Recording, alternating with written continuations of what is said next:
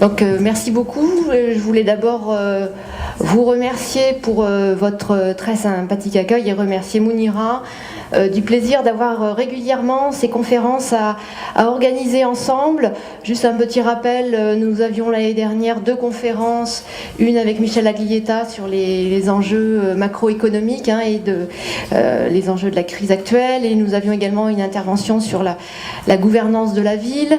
Cette année, donc également 2 conférences. Hier, une conférence sur les enjeux d'entreprise dans les territoires, sur les écosystèmes territoriaux, donc notamment avec Nadine Livrato qui est ici. Et ce matin, donc une conférence complètement d'actualité sur les enjeux de la COP22, avec en fait à la fois un regard sur comment se sont passées les négociations de l'an passé de la COP21, également des témoignages sur l'intégration des enjeux climat dans certains champs d'intervention et les enjeux de la COP22. Donc très rapidement, je vais représenter les personnes.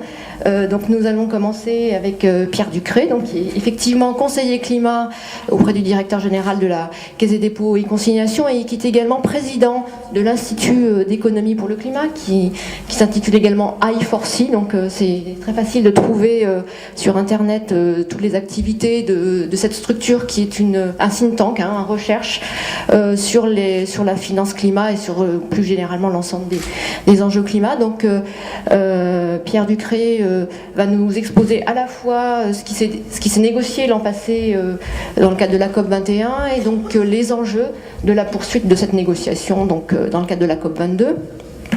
Et ensuite, nous allons entendre 2 intervenants qui vont nous exposer en fait des expériences d'intégration des enjeux climat dans des stratégies d'intervention. Donc Elena Charrier, qui est en charge de la promotion de l'ISR au sein du groupe Caisse des dépôts, donc à la fois auprès des gérants de l'établissement public, mais également des filiales, en particulier à CNP, qui est une stratégie financière, donc au sein du département de la stratégie de la Caisse des dépôts. Donc Elena va nous présenter la stratégie financière de la Caisse des dépôts, mais plus généralement la stratégie financière d'un investisseur responsable qui souhaite intégrer les enjeux climat donc dans sa stratégie.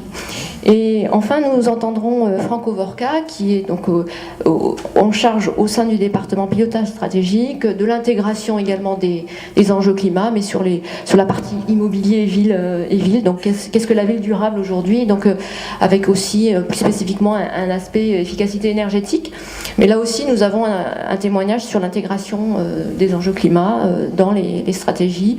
Ces deux métiers sont importants, puisque ce sont des métiers vraiment d'intervention à la fois de la Caisse des dépôts, mais aussi de la CDG, qui peuvent avoir un impact structurant sur les marchés. Donc on a choisi ces exemples pour cela. Voilà. Donc chacun va parler, je dirais, maximum une demi-heure, parce qu'on souhaiterait garder un petit peu de temps pour la discussion et pour vos questions.